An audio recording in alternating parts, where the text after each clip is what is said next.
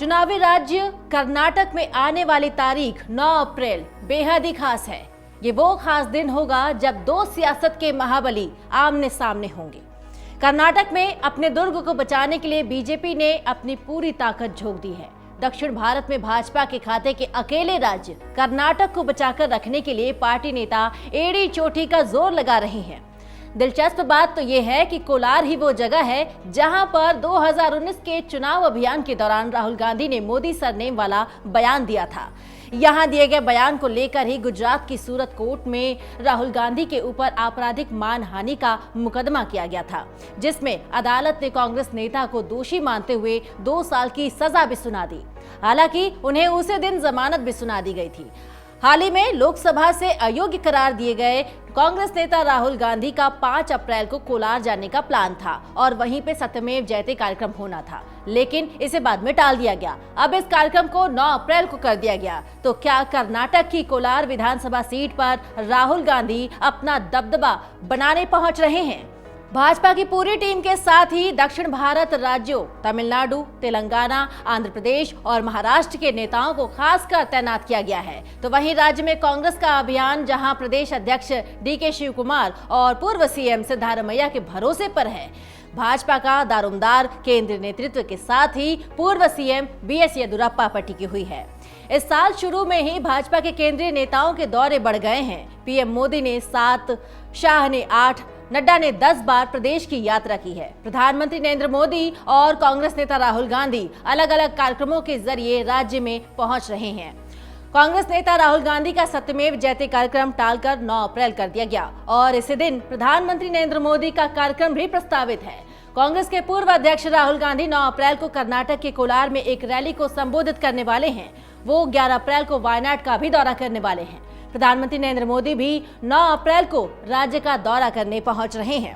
आपको बता दें कि राहुल गांधी को गुजरात की सूरत की एक कोर्ट द्वारा 2019 के लोकसभा चुनाव के दौरान कोलार में ही मोदी सरनेम को दिए गए बयान को लेकर उन पर मुकदमा दायर किया गया था। आपराधिक मानहानि के मामले में उन्हें दोषी ठहराया गया था और उसके बाद अयोग्य घोषित कर दिया गया। राहुल गांधी 2019 में केरल के वायनाड संसदीय सीट से लोकसभा के लिए चुने गए थे। कांग्रेस का कहना है कि वो सूरत कोर्ट के फैसले को हाई कोर्ट में चुनौती देगी।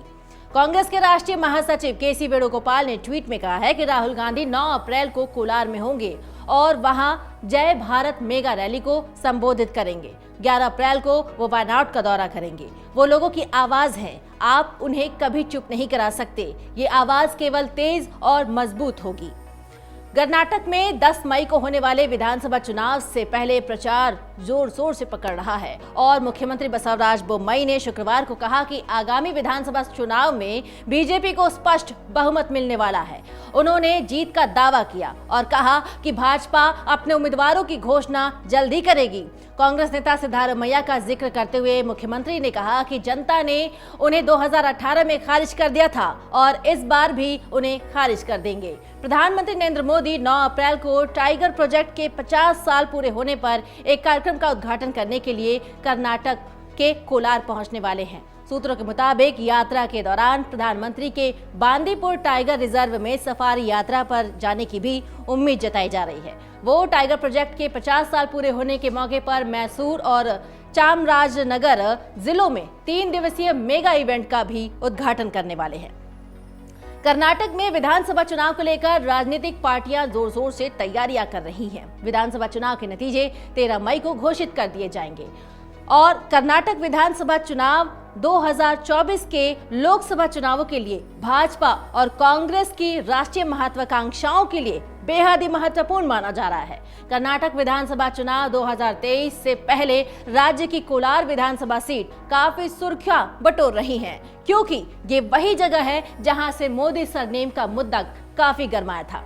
इसी बीच सवाल उठता है कि क्या कर्नाटक की कोलार विधानसभा सीट पर राहुल गांधी अपना दबदबा फिर से बना पाएंगे? कोलार विधानसभा सीट की 40% आबादी शहरी है। कोलार सीट के बनने के बाद से अब तक हुए 14 विधानसभा चुनावों में से कांग्रेस को केवल 5 बार ही इस सीट पर जीत हासिल हुई है। 1983 के बाद कांग्रेस कोलार विधानसभा सीट पर केवल 2 बार यानी 1989 और 2004 के चुनाव जीत पाई थी।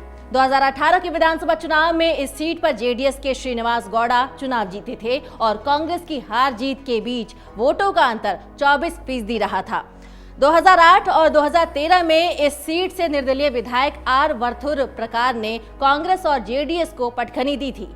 बीते 30 सालों में कांग्रेस ने केवल 2004 के विधानसभा चुनाव में कोलार सीट पर बीजेपी को हराया था। चौंकाने वाली बात तो यह है कि उस समय कांग्रेस के उम्मीदवार वही के श्रीनिवास गौड़ा थे जो आज जेडीएस के विधायक हैं। कोलार विधायक गौड़ा ने पहली बार 1994 में इस सीट से जेडीएस के टिकट पर चुनाव जीता था और वही अब उन्होंने ऐलान कर दिया कि वो कर्नाटक विधानसभा चुनाव 2023 लड़ेंगे और संभवतः कांग्रेस में शामिल हो सकते हैं। अगर कोलार सीट पर कांग्रेस की ओर से किसी बड़े उम्मीदवार को खड़ा किया जाता है तो इसका फायदा पार्टी को चुनाव में मिल सकता है। वैसे ये सीट जेडीएस के खाते में ही जाती रही है, तो क्या कोलार से कांग्रेस इस बार जीत हासिल कर पाएगी? ये बहुत बड़ा सवाल है। और आंकड़ों की अब बात करते हैं। जब आंकड़ों की बात करेंगे तो कोलार सीट पर कांग्रेस की राह आसान नजर नहीं आ रही है। हालांकि राजनीतिक सुगबुगाहट की ओर देखें तो पता चलता है कि सिद्धारमैया यहां से कुछ संदेश देने की कोशिश कर रहे हैं। इस सीट के विधायक के श्रीनिवास गौड़ा ने ये सीट सिद्धारमैया को ऑफर की थी और चुनाव लड़ने से मना कर दिया था। अब देखना दिलचस्प होगा कि क्या कांग्रेस की ओर से कोलार विधानसभा सीट पर सिद्धारमैया को मौका दिया जाता है। वैसे सिद्धारमैया ये ऐलान कर चुके हैं कि कर्नाटक विधानसभा चुनाव 2023 उनका आखिरी चुनाव है, तो संभावना से इनकार नहीं किया जा सकता कि वरुणा के साथ कोलार सीट पर भी वो ही कांग्रेस के प्रत्याशी के तौर पर नजर आए।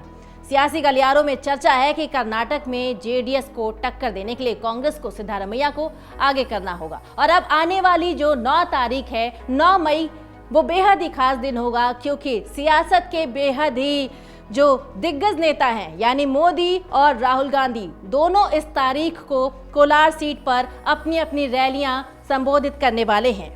अमर उजाला अब आपके टीवी पर भी।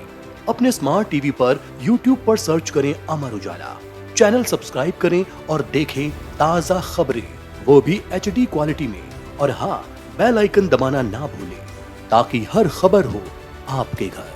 अमर उजाला, निष्पक्ष, निर्भीक, निरंतर।